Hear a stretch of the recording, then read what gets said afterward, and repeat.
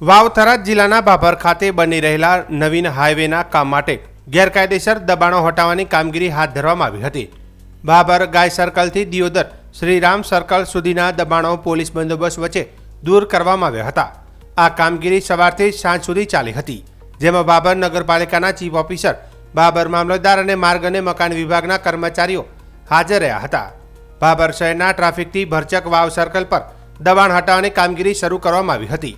દબાણકર્તાઓને 2 દિવસ અગાઉ સ્વૈચ્છિક રીતે દબાણ હટાવવા માટે નોટિસો પાઠવવામાં આવી હતી અને નગરપાલિકાની ગાડી દ્વારા એલાઉન્સ પણ કરવામાં આવ્યું હતું।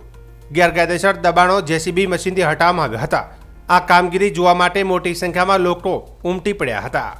જાણ કરીને 18 મીટર સુધી આરએમબી વાળાએ નોટિસ આપી છે। અમે પણ જાહેર સૂચના આપી છે અને માઇક થ્રુ આખી લાઈનમાં હાઈવે ઉપર અમે 2 વાર જાહેરાત કરાઈ છે અને પહેલાં પણ 24 મીટર સુધી હટાયેલું છે, તેમ છતાં એ લોકો ફરી પાછા દબાણ કરી એટલે હવે જેટલી વાર દબાણ કરશે એટલી વાર તો પાછી કેટલી વાર નોટિસ આપવાની।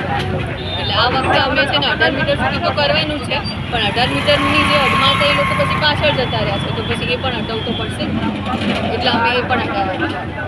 જે પેલા ટાયર વાળા ભાઈનો આક્ષેપ છે કે અમને કોઈ પ્રકારની જાણ જ નહીં કરી। ના જો જાણ એમાં છે ને એ લોકોને અમે જાહેરાત કરાઈ છે, રેકોર્ડિંગ કરાવરાયેલું, હા, અને રેકોર્ડિંગ પણ કરાયું છે, એટલે એ લોકો હાજર નહીં હોય કે ગમે તે હશે તો એમને એ રીતે જાણ નથી, પણ એ લોકોનો સામાન જ બહાર હતો એટલે એ તો એમને અંદર મૂકી। અત્યારે કેટલા મીટરમાં દબાણ હટાવવાનું છે?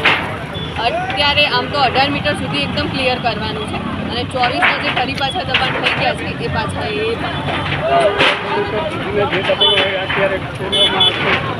હા, એટલે આમ તો જો પહેલાં તો જોડેલા જ છે, પણ જે ફરી પાછા એ લોકો લારી ગલ્લા મૂકી દીધા છે એવું